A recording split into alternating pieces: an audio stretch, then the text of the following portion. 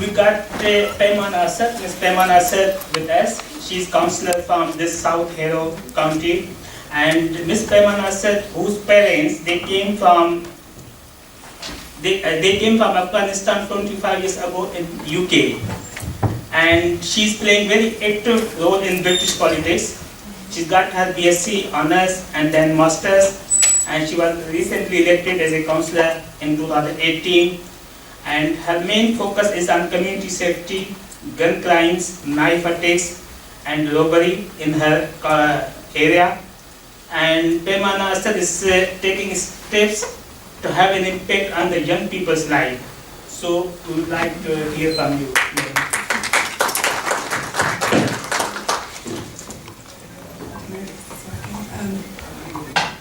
Thank you very much for, okay, yeah, that's fine. Is it on? Red is on. Oh, okay, that's fine.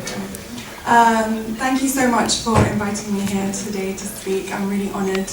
I'm no expert in this topic on Sindh. I've actually learned a lot just hearing from lots of the speakers here today. And I'm really, really honoured that you've decided to hold this conference in Harrow, actually. The University of Westminster is based in Harrow. So as I was introduced, my name is Paymana Assad, and my family did come to the UK 25 years ago when I was 3. I actually think I spent 8 days in Karachi on my way to the United Kingdom. I don't really remember it, but I think my mum told me I was quite worried on the way here. So I think that's my probably only memory of being in Pakistan, and especially in Sindh.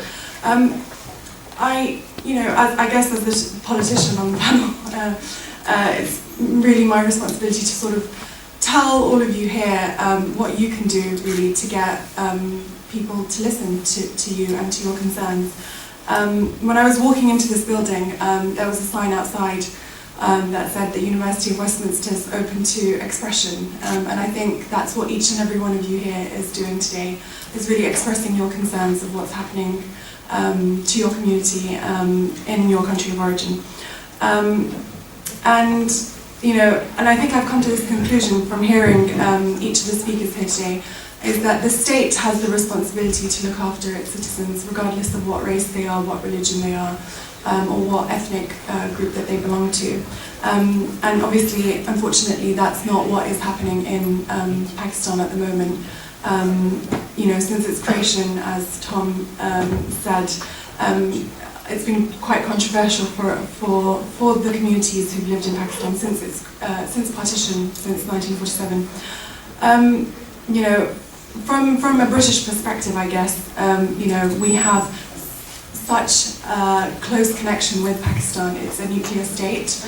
The United Kingdom donates. It's our biggest bilateral recipient of aid. Our history and our connections with its people is very close. But I guess what I'm trying to say is everyone views human rights very differently. So you're all sitting here and you're talking about enforced disappearances in Sindh, which I wasn't actually aware of, and it's good to see that table with the data to actually back up what you're saying. And I guess, as Tom said, the analysis of what's happening in Pakistan from the United Kingdom hasn't come from an imperial or colonial viewpoint. So it hasn't been seen through that lens at the moment, and it's still not seen through that lens. And I guess I just want to leave with 5 things, what each of you can do to try and raise awareness of this issue. I'm educated completely now hearing each of these speakers on this issue. And I think the first thing is being smart and active about your anger. Obviously these issues are very emotional. Watching that documentary about girls being kidnapped just because they're Hindu and being forced to convert to Islam, and then basically being separated from their families. Being smart about your anger and being active. So backing up your opinions with facts, using the actual facts on the ground from different organisations. And the third is creating allies. So sending your information that you have to your MPs, to your MEPs, to your councillors to raise awareness of the issues. because it's easy for you to sit here and speak to each other. Most of you are from Sindh or from those communities, but you need to create allies from other communities who aren't aware of these issues. And the other one is writing to your MPs. So every time something happens in Sindh that concerns you, actually writing an active email and saying, what are you going to do about this? Are you going to raise any questions in the House of Commons on this issue?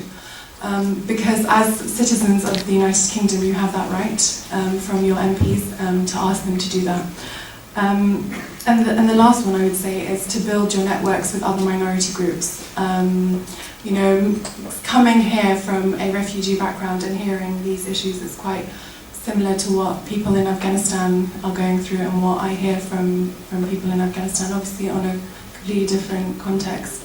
But there is no jihad in Afghanistan, I just want to point that out. Anybody bombing schools or hospitals or airports, they're not doing jihad, they're killing innocent people. And the United Kingdom is supporting the Afghan government, and anybody who says there is a jihad in Afghanistan is wrong.